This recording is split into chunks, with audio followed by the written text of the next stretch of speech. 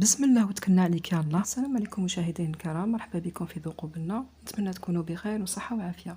اللهم صل وسلم وبارك على نبينا محمد وعلى آله وصحبه أجمعين. فضلا وليس أمرا، ما تنسوش اللايك والاشتراك بالنسبة للجدد من أجل استمرارية القناة، وجزاكم الله خير الجزاء. نشكركم بزاف على وفائكم للقناة. تفضلوا معايا اليوم في الكوزينة، رايحين نحضروا موسكوتشو بلا فريز. نشوفوا المقادير. نحتاج 3 حبات بيض، نحتاج أيضا قيس ان بول صغير نتاع لا فريز اللي ميكسيتها مع شويه نتاع الحليب، 2 كيسان فرينه، وكاس نتاع السكر. انا لهنا نقصت السكر، نتوما ديروا كاس سكر، وكاس الا ربع نتاع الزيت. عندنا مغرف كبيره مارغارين، مغرف صغيره نتاع لافاني، وساشي نتاع لا لوفور. في الريسيبيون نحطوا 3 حبات نتاع البيض مع لافاني والكاس تاع السكر، نضربوهم مليح. بعد ما نضربوهم نضيفوا لهم الزيت، ونزيدوا نضيفوا مغرف كبيره نتاع لا مارغارين، نزيدوا نضربوهم مليح حتى يذوب لنا هذاك السكر. بعد نضيفوا الكاس نتاع لا فريز، ومن بعد نضربوهم شويه ونجيبوا كاس نتاع الفرينه نصفوه، ونزيدوا الساشي تاع الخميره الكيميائيه، نزيدوا نخلطوهم مليح. ومن بعد نزيدوا نضيفوا الكاس الزوج نتاع الفرينه.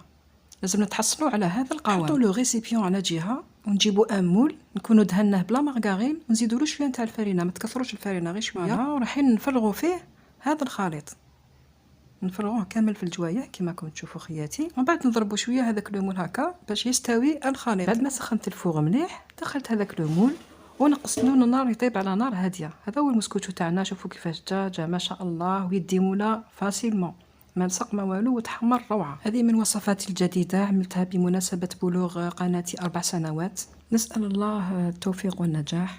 عملت هذه الوصفه البسيطه، يعني وصفه بسيطه وجميله، يعني من افكاري الجديده واللي شاركتها معكم، ونتمنى انها تنال اعجابكم انتم ثاني وانكم تجربوها. موسكوتشو بهذه الطريقه يجي روعه. تقدروا ديروه في مول اكيك، تقدروا ديروا هذه الوصفه في مول اكيك يكون شويه كبير. انا استعملت اليوم المول سافارا وخرج لي ما شاء الله.